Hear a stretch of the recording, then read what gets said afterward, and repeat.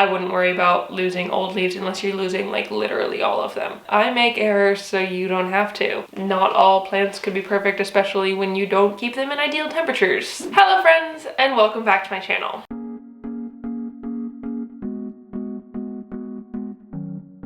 My name is Emma, and today we're going to be talking about these. This is a Dracaena. Dracaenas are fairly common, easy plants. You can find them in loads of different places. I got one of mine from Morrison's, which is a supermarket. You can find them pretty much anywhere. Most plant shops will have them. And that's because they're pretty low maintenance, easy to care for plants. Who doesn't love an easy to care for plant? Also, like, they're fun because they look like something out of like a Dr. Seuss novel. You may also know this type of Dracaena, a Dracaena fragrans. This one is a white jewel, as corn plants, because apparently they look like corn plants. I mean, I don't see it, but it's a thing. The Dracaena marginata plants are better known as dragon trees. You might know it as that. And that is because Dracaena comes from the Greek word DRACAENA, I think is how you pronounce it. I mean, I don't speak ancient Greek. Which means female dragon, and that's because the like resin sap kind of stuff inside the stems of the Dracaena plants is a nice like thick red color, kind of like dragon's blood, so that's why they called them that.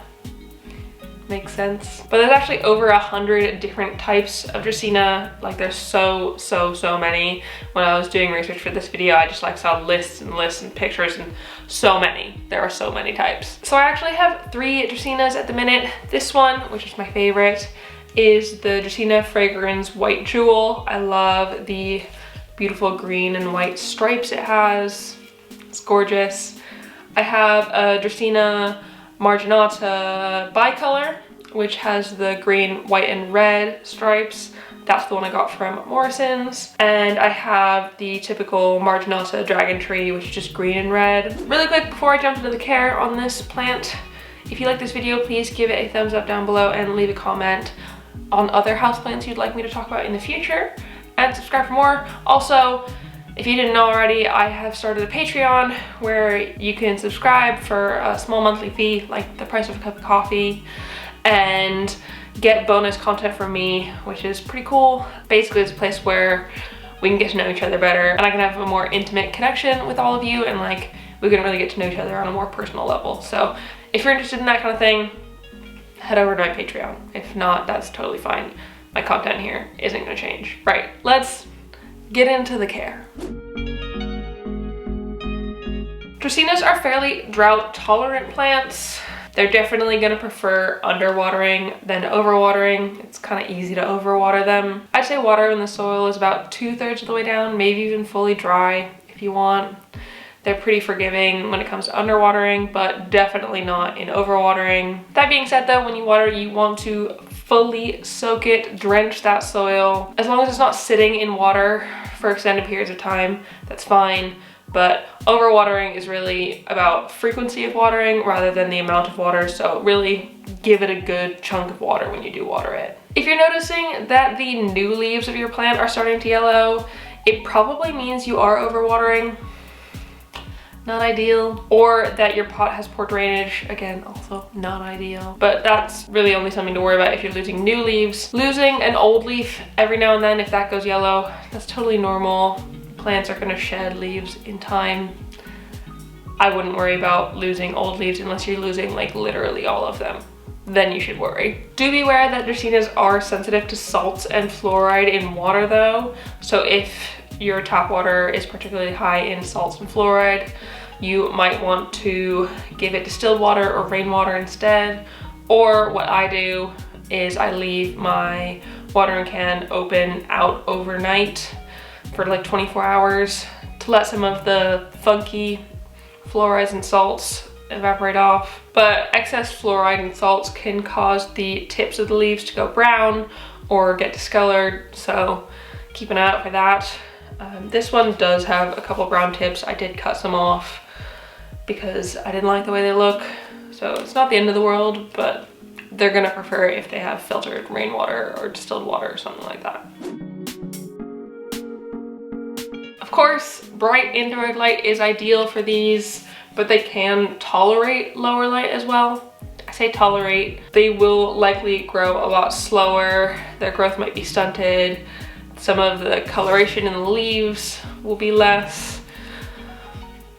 Lower light is not ideal, but like I said, they can tolerate it. This one I have is in quite a low light space and the growth is very, very slow. I'd say it's 4 meters away from a northeast window, so it does not get that much light, especially on cloudy days, which we have a lot of in the UK. I think I definitely could put this in a brighter spot and it would like it more, but it's the spot I have it in, so it is what it is. The bicolor one I have is a bit closer to the window. I think like 3 meters away. Again, it's not the brightest spot. It's surviving, kind of, maybe. I'll talk more about that in a little bit in a different section. And then the dragon tree, which I recently got, is again downstairs, northeast window, probably about 4.5 meters away from the window. One thing to avoid in light is direct sunlight. They do not like direct sunlight at all unless they're used to it. If they've gotten used to it, it'll probably be fine, but if yours hasn't experienced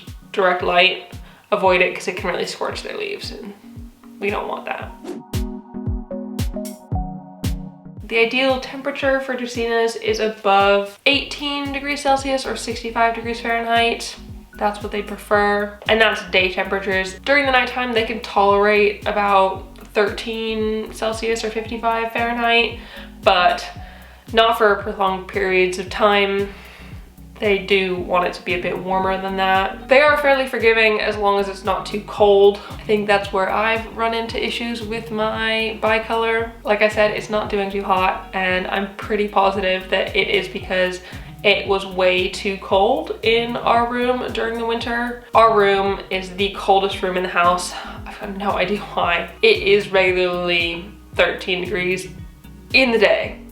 It's still getting down to that temperature now, and it's spring, so it's not the warmest place. And I think my bicolor has really disliked it. It lost like an entire trunk, really. It lost all the leaves from that and it started shriveling up. Doesn't sound very good, but I make errors so you don't have to. Do not let your Dracaenas get too cold because they will hate you for it.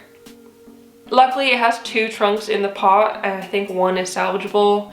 The other is long gone, so I might repot it and see if I can save the one. Dracaenas are also not very big fans of cold drafts, so avoid air vents or drafty windows and doors, especially in the wintertime, because they're not gonna like that extra bit of cold air. Average home humidity should be fine for your Dracaenas. They're not too picky about it, but a little bit higher would be better, especially if you live in a drier climate. You might need to boost the humidity. You can do so with a humidifier or put it on a pebble tray or group it with other plants, and it'll definitely thank you for it. Your home should be fine. Typical homes are fine. They're not too picky about fertilizer either. They don't need all that much. You could probably get away with fertilizing once a month in spring and summer, and then not at all in autumn and winter because they need that period of rest. Well draining soil is ideal for Dracaenas. We gotta love some well draining soil, but they do want it to be a little bit rich still. It doesn't, like, we don't want it to be like cactus soil, sort of well draining. Average potting soil should be fine unless your average potting soil tends to be really heavy. If that's the case, you might want to add something like perlite in there to just give it a little bit more draininess, so it's not too dense on their roots. They are fairly slow growers, especially if you keep them in less than bright indirect light conditions. So you're probably only gonna need to repot every 2 to 3 years. But when you do, you wanna make sure that you are putting it in a pot with drainage holes. Drainage holes are a freaking must. So propagation is actually pretty easy with these guys. I actually propagated this one through a stem cutting. I got the cutting from work and I just plonked it in some water and waited for it to root. It ended up taking about 10 weeks in total between me putting it in water and me potting it up. That was over October through January, so not the warmest time. Your propagation might be a bit faster if you're doing it in warmer months. It did start sprouting its first roots around 4 weeks in. They were really, really tiny, so I waited quite a bit longer before I potted it up because I wanted it to be sturdy. And so far it's doing okay. It's pretty happy. It's living its life being a white jewel. There's a few reasons why you might want to prune your Dracaena if it's getting too tall or if it's getting a bit unruly and you want to change the shape of it. You can just give it a good chop. Ideally, you want to be doing this in spring before the growing season because then it'll give your plant the best chance at really putting out new growth over the spring and summer. And you really want to be making sure that you're using a clean, sharp knife or scissors to make the cut. Basically, you just want to find the desired height that you want the tree to be and cut there. And after a few weeks, you should start noticing some new growth. So because my bicolor was doing so horribly and one of the stems had totally lost all of its leaves, I thought I might be able to prune it down, chop it down to a lower bit where the stem felt a bit healthier. So I tried that with a knife that I'd sprayed with alcohol. One, I don't think my knife was sharp enough. Two, I think this whole stem is just, it's not happy. Kind of the entire bark of the stem started coming off and it just wasn't cutting well. So I think I'm going to have to take that entire trunk out. I don't think it is happy at all. So I'm probably just gonna have to repot that plant entirely without that whole trunk that's sad. It's okay, it happens. Not all plants could be perfect, especially when you don't keep them in ideal temperatures. So keep them in better temperatures. Also, like I said, I did cut off some of the brown tips that I was experiencing. You can do that again as long as you're using clean scissors. Just cut the tips off. I personally cut them into points to make them look like they're like not too out of place. Like it's still pretty obvious, like of these three, pick the one that wasn't cut. Obviously this one here, but like at a glance from far away, you wouldn't know. So it's fine. Just make sure you're using clean scissors. Unfortunately, Dracaenas are toxic to humans and pets. Ingestion can cause mouth and stomach irritation and even lead to vomiting. So don't eat these plants. Don't let your pets eat these plants. I've found, especially with the new dragon tree that we just got, Cleo really is fascinated by it. She loves it. So I think we might have to get rid of it, which is a shame. But she really, like, she loves it. She absolutely loves going for it. I think she likes to like bat the leaves and like try and eat them. But do not let your pets eat the plant. Keep it out of reach, and unfortunately I think we might have to get rid of it, but that's okay. You live and you learn, and that's the risk you have about owning plants and a cat. So just be careful. That's what really matters. We don't want our pets getting sick, and we don't want us getting sick or our kids getting sick. No one should be getting sick. We don't want that. So that's it. That's all you need to know about the Dracaena plant. They're pretty chill, and I really like this one. It's my favorite one. So pretty. So if you like this video, please give it a thumbs up down below and leave a comment on other houseplants you'd like me to talk about in the future, and subscribe for more. And also go check out my Patreon. Link is in the bio. You might like it. It's fun. We hang out over there. It's great. I have more videos. So thank you so much for watching, and I'll see you next time. Bye!